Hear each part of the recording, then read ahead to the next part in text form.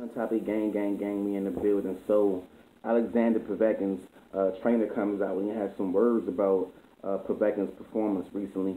He says that ever since the suspension with Povetkin, when he got found for taking PEDs, he had traces of meldonium and another drug in his system. He was suspended by the WBC. And since then, he's come back and he's fought twice. And his trainer said he pretty much notices that Povetkin doesn't have the same accuracy or have the same punching power that he had back when before his suspension. You know what? And that goes to credit the drugs that he was pretty much using. I mean, you got guys out here like Deontay Wilder, and I kind of agree with what he was saying.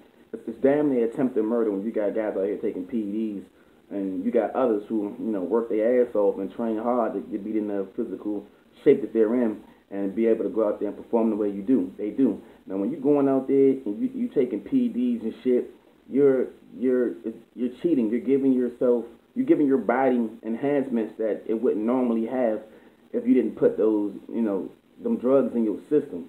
You get what I'm saying? It enables you to work out as hard. It enables you to run longer distances, lift more weights, everything else.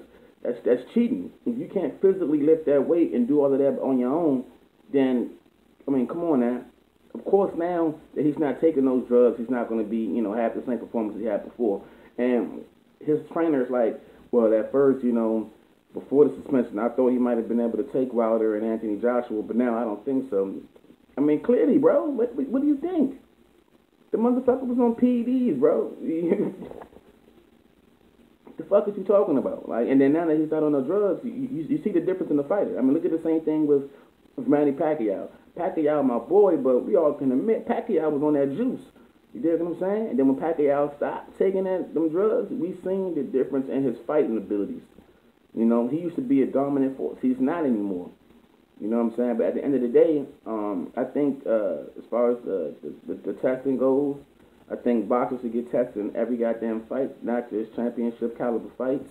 Because I don't like cheating, man. These men, this is a lifestyle. You know what I'm saying? They eat, they work out, they train every day.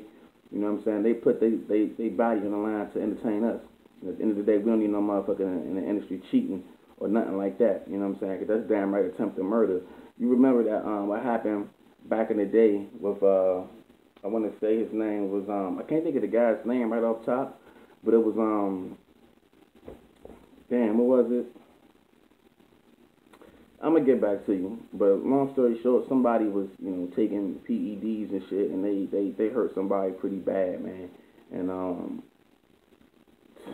shit is just crazy, man. But open type of gang, we in the building, man. What y'all think about Alexander Povetkin trainer talking about he's not the same fighter he was anymore? And it seemed like he was damn near trying to say, oh, it's the WBC's, you know what I'm saying, fault because you guys suspended him for taking meldonium and some other shit. Shit is crazy out here, man. Open topic, gang, we in the building. More video content coming soon, gang shit.